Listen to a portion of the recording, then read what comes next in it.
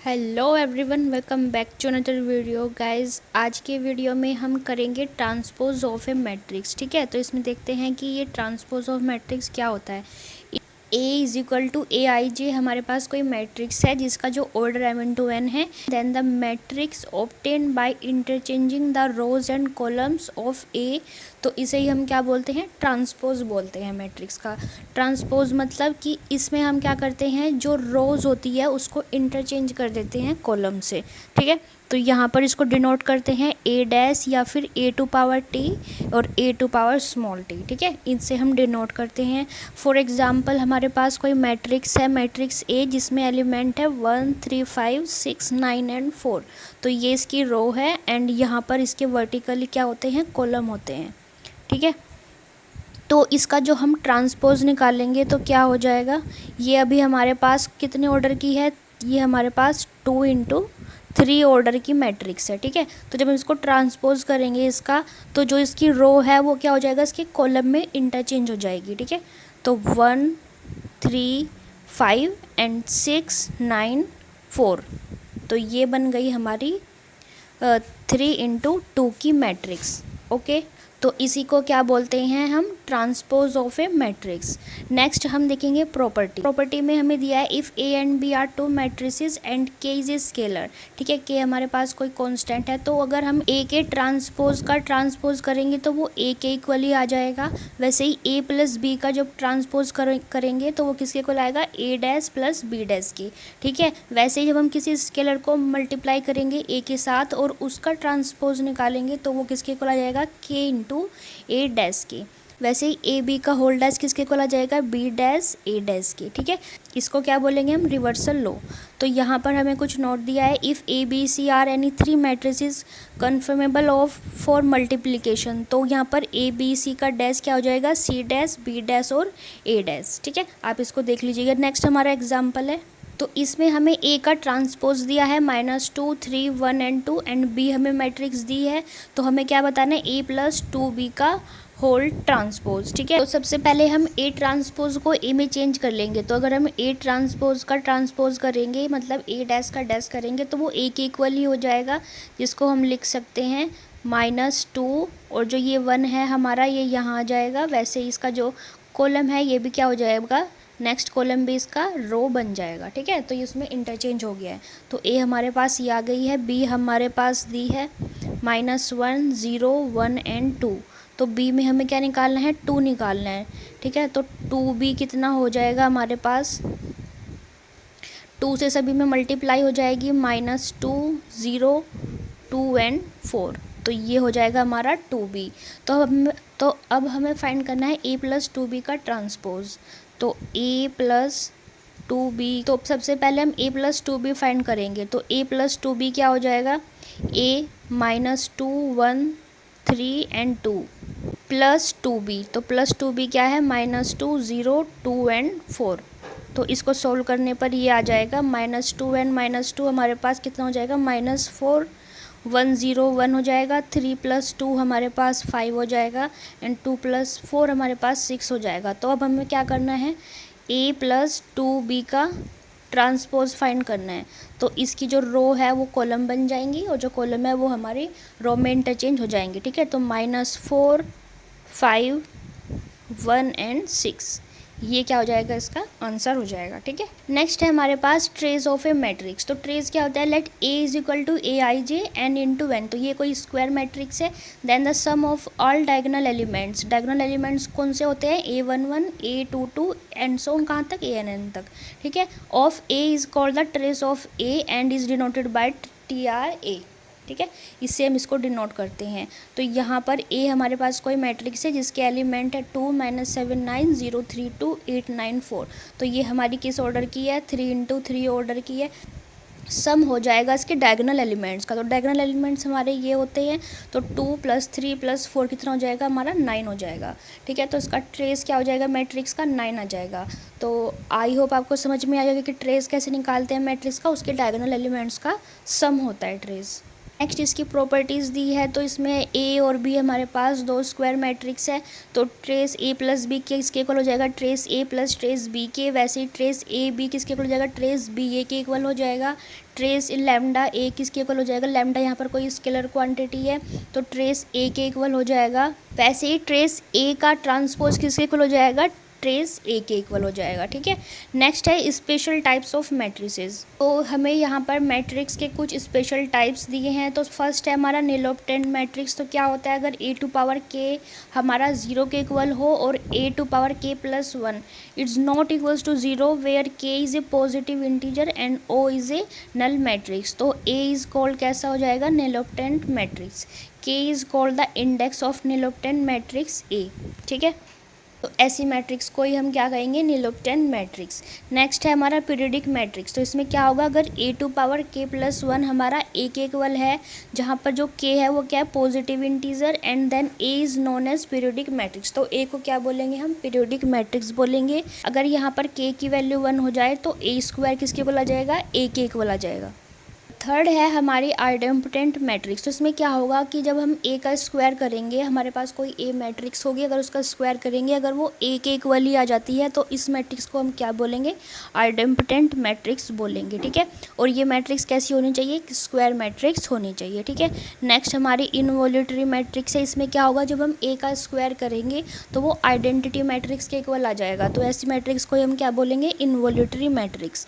Next fifth है हमारी symmetric matrix. इसमें क्या होगा, जब हम किसी स्क्वायर मैट्रिक्स ए का ट्रांसपोज करेंगे तो वो ए के इक्वल आ जाए अगर, तो ए मैट्रिक्स को हम क्या बोलेंगे, सिमेट्रिक मैट्रिक्स। इसका फॉर एग्जांपल ए मैट्रिक्स है A H G H B F G F C element की, तो ए का ट्रांसपोज करेंगे तो इसके हम जो रो हैं उसको हम कॉलम में इंटरचेंज कर देंगे, तो ये सेम हमारे पास ए ही मैट्रिक्स आ गई है, तो इसी मैट्रिक्स को हम क्या बोलेंगे, सिमेट्रिक मैट्रिक्स। ठीक है, नेक्स्ट मैट्रिक्स हमारी स्क्यू सिमेट्रिक मैट्रिक्स है।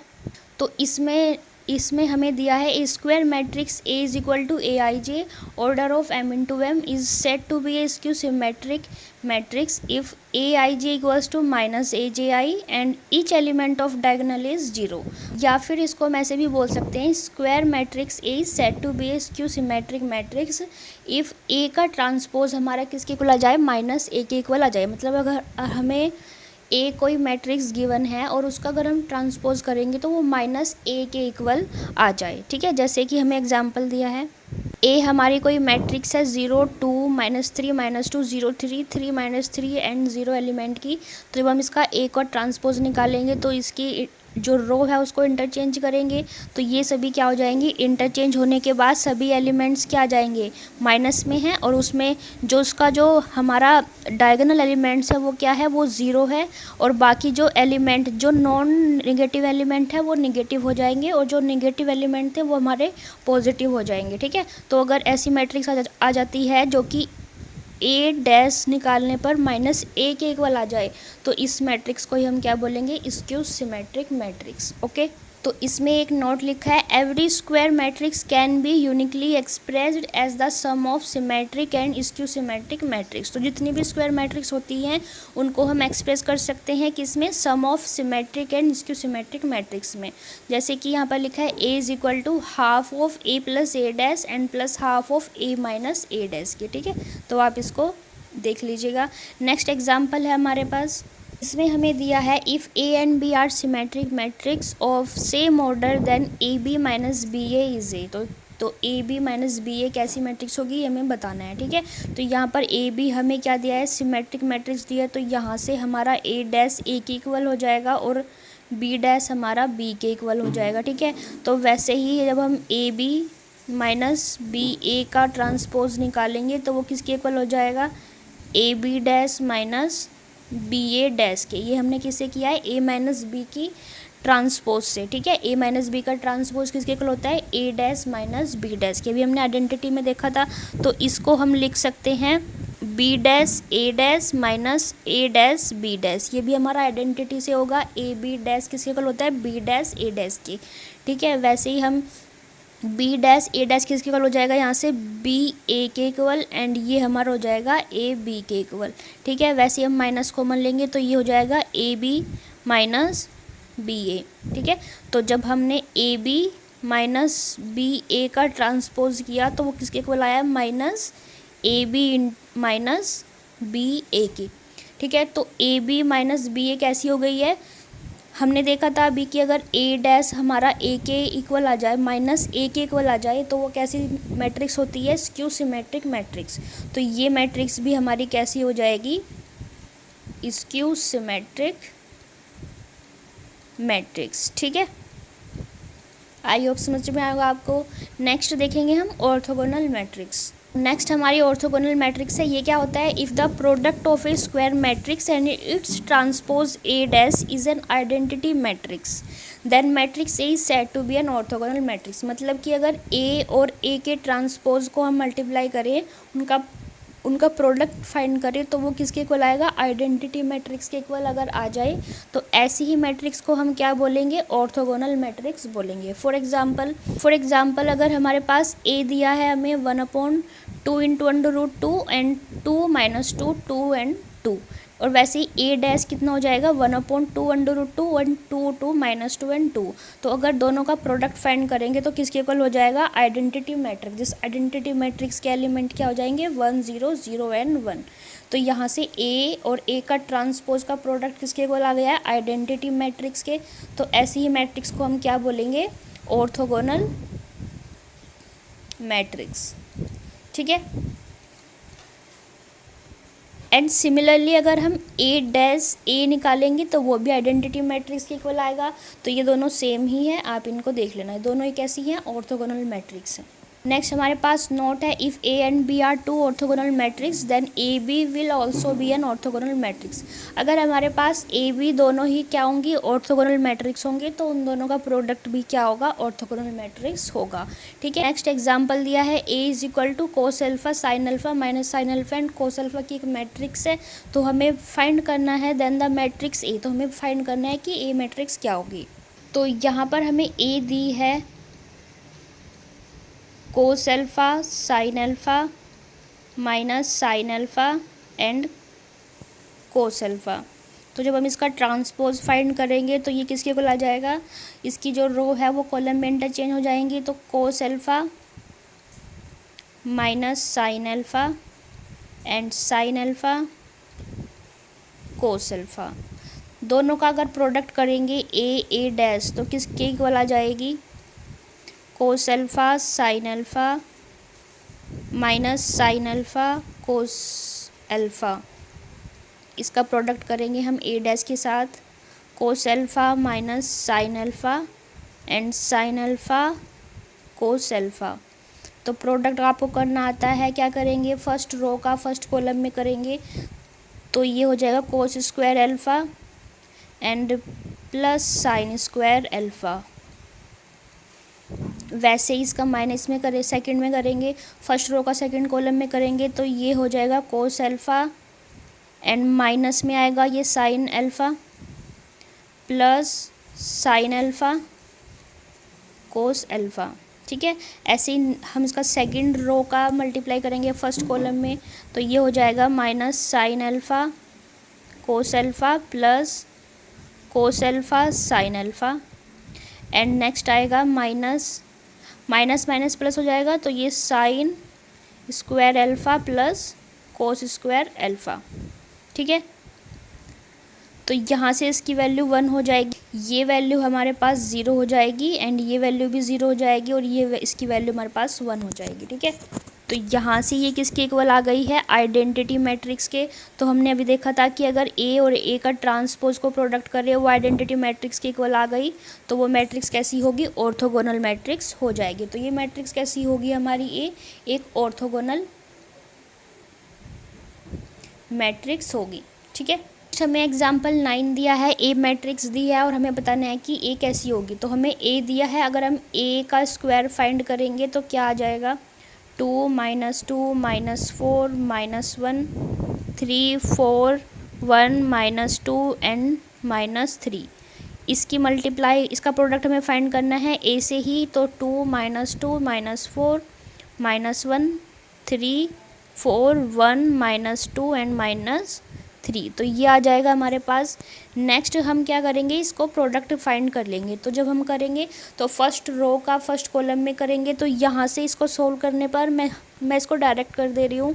तो ये आ जाएगा हमारा 2 -2 -4 -1 3 4 1 -2 एंड -3। तो ये हमारा अगेन किसके इक्वल आ गया है, ए मैट्रिक्स के इक्वल आ गया है। तो यहाँ से ए का स्क्वायर किसके इक्वल आया है, ए मैट्रिक्स के। तो ये मैट्रिक्स कौन सी हो जाएगी, हमारी आइडेम्पोटेंट मैट्रिक्स। आइडेम्पोटेंट मैट्रिक्स बताया था मैंने अभी हमने देखा था पीछे कि अगर ए का स्क्वायर ए के इक्वल आ जाता है तो वो मैट्रिक्स होती है आइडेम्पोटेंट मैट्रिक्स।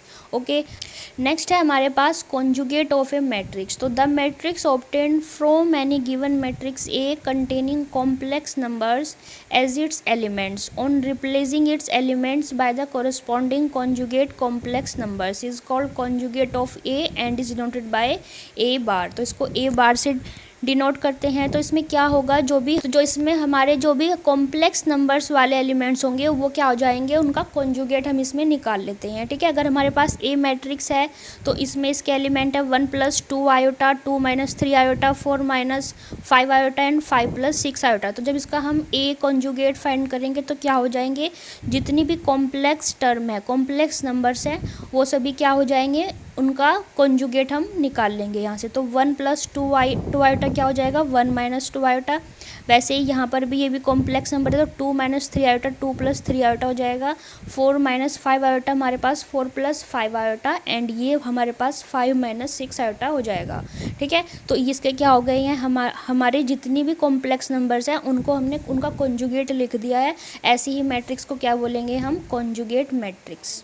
इसकी कुछ प्रॉपर्टीज़ दी हैं। If A and B are two matrix and k हमारा स्केलर क्वांटिटी है तो ए का कॉन्जुगेट का जब हम कॉन्जुगेट निकालेंगे तो वो ए के इक्वल हो जाएगा। वैसे ही ए + बी का कॉन्जुगेट निकालेंगे तो ए कॉन्जुगेट + बी कॉन्जुगेट हो जाएगा। के ए का होल कॉन्जुगेट किसके इक्वल आ जाएगा, के ए के कॉन्जुगेट के। और वैसे ही ए बी का कॉन्जुगेट हमारा किसके इक्वल हो जाएगा, A conjugate dot B conjugate. ठीक है, नेक्स्ट हमारा है conjugate transpose of a matrix. तो इसके नाम से पता चल रहा है कि इसमें क्या होगा कि कॉन्जुगेट भी निकलेगा और इसका ट्रांसपोज भी होगा। ठीक है, the transpose of the conjugate of a matrix A is called conjugate transpose of a matrix और इसको डिनोट करते हैं ए स्टार से। ठीक है, तो ए स्टार कितना हो जाएगा, कॉन्जुगेट ऑफ ए डैश, मतलब कि पहले हम क्या करेंगे, ट्रांसपोज फाइंड करेंगे और फिर उसका क्या करेंगे, कॉन्जुगेट फाइंड कर लेंगे। तो ऐसे ही मैट्रिक्स को हम क्या बोलेंगे, कॉन्जुगेट ट्रांसपोज मैट्रिक्स। ठीक है, the transpose of the conjugate of A is the same as the conjugate of the transpose of A. तो जो हमारा transpose of the conjugate A होगा वो किसके इक्वल आ जाएगा, वो conjugate of the transpose of A के इक्वल आ जाएगा। ठीक है, फॉर एग्जाम्पल हमारे पास यहाँ पर एक मैट्रिक्स है 2 + 4 iota, 3 5 - 9 iota, 4 alpha + beta iota and 3 iota, 2 - 5 and 4 - iota. तो जब हम इसका conjugate of transpose of matrix निकालेंगे तो सबसे पहले हम इसका ट्रांसपोज करेंगे और फिर उसका कॉन्जुगेट निकालेंगे। तो जितनी भी हमारी रोज़ हैं वो कॉलम में चेंज हो जाए, कॉलम में इंटरचेंज हो जाएंगी और जितनी भी हमारी आयोटा वाले टर्म है वो क्या हो जाएंगी, वो हमारी उनकी जो साइन है वो क्या हो जाएंगे, वो इंटरचेंज हो जाएंगे। ठीक है, 2 + 4 आयोटा हमारा 2 - 4 आयोटा हो जाएगा।